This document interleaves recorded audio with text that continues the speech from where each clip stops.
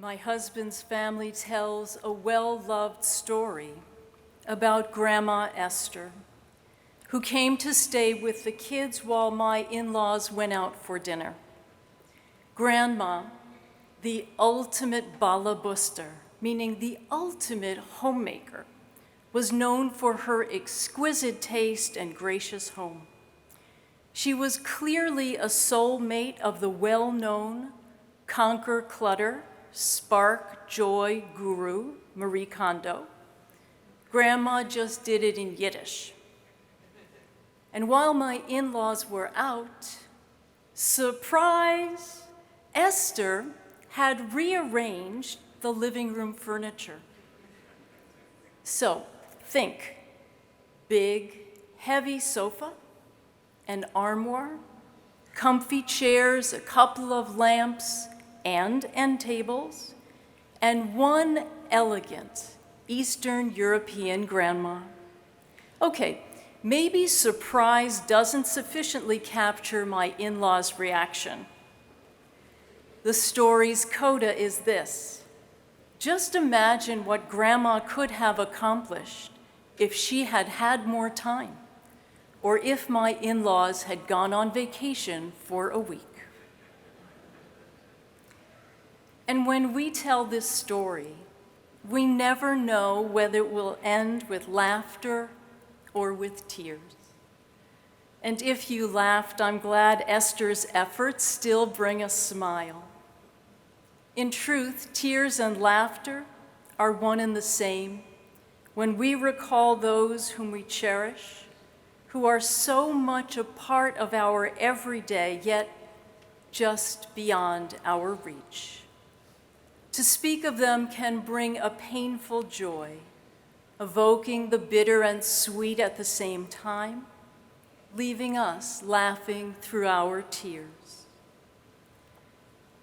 This is the message of Yizkor, a time when we pause our own sacred journey of return, of repentance, of reaching toward holiness, to hold space for memories because that is a sacred act as well.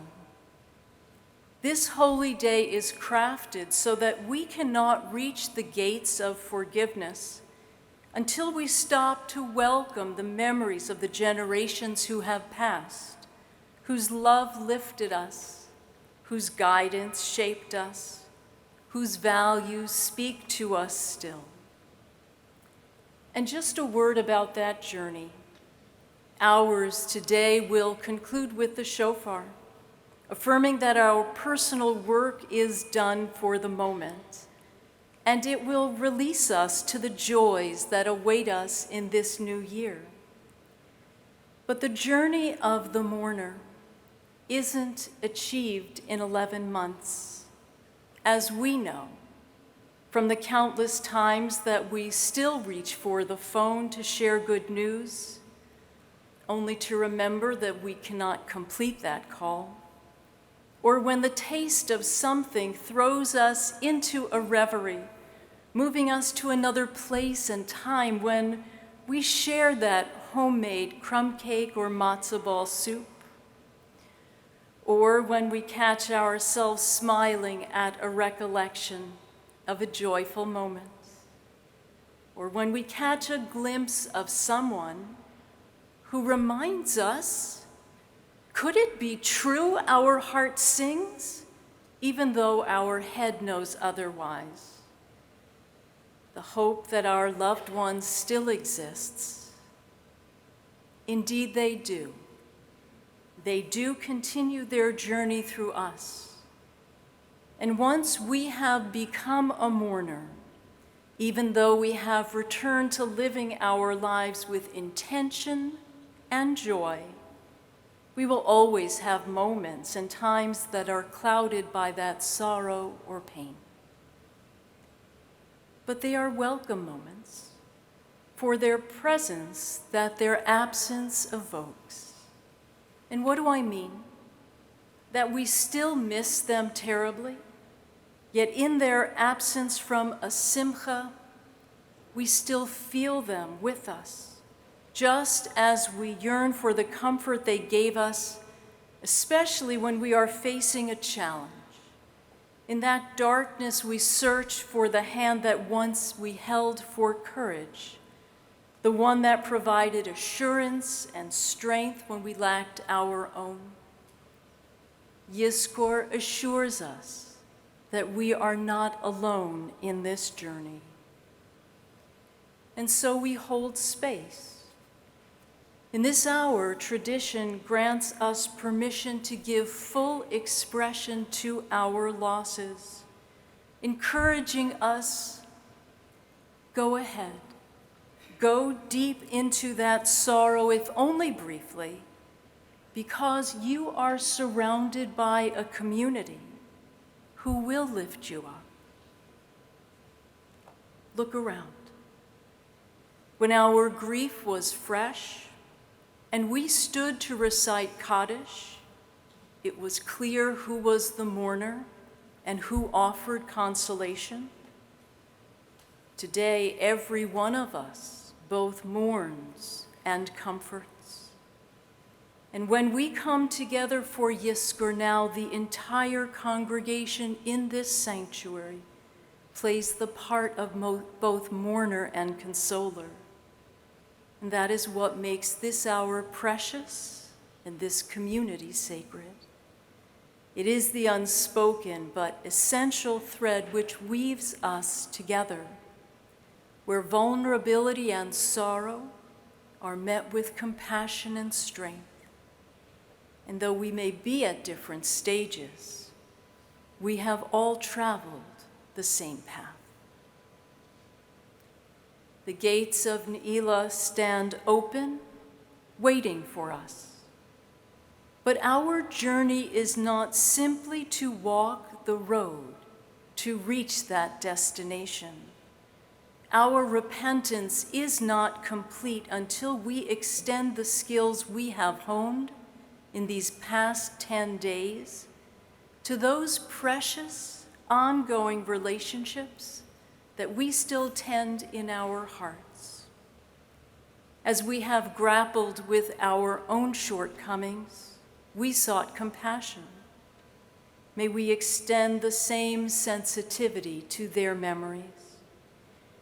Where we have had to overcome shame to own up to our own faults and make amends, we hoped for understanding. May we offer the same consideration to the loved ones who may have hurt us and can no longer repair that breach.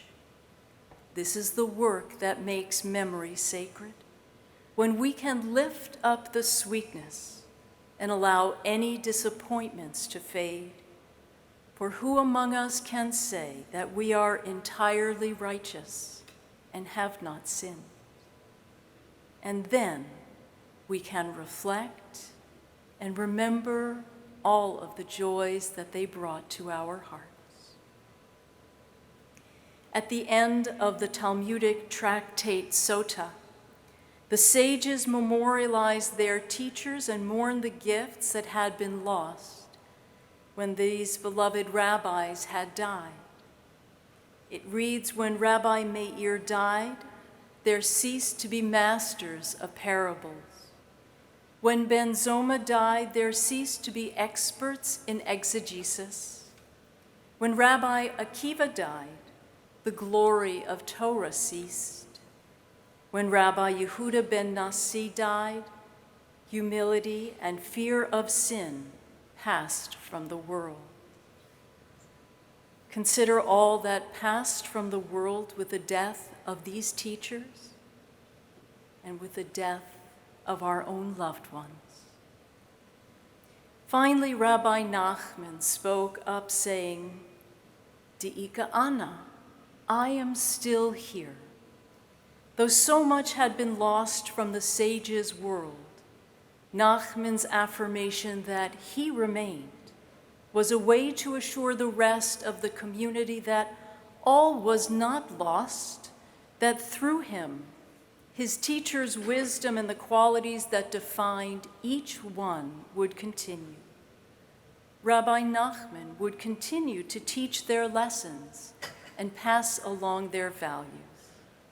And above all, his efforts would ensure that his students would carry their lessons into the future. He would remember them. Such is Yizkor. Our dearest ones are gone from our world, but we are still here to hold their lessons close, to feel their enduring love, to live their values and lift them up. As we tell their stories, as we act on their values in our own lives, we become a bridge between past and future, celebrating both. De'ika ana, not I, but we. We are still here. In our sacred journey, today and every day, may we welcome their cherished memories and continue to be blessed by those enduring bonds. Yizkor Elohim, remember, O God.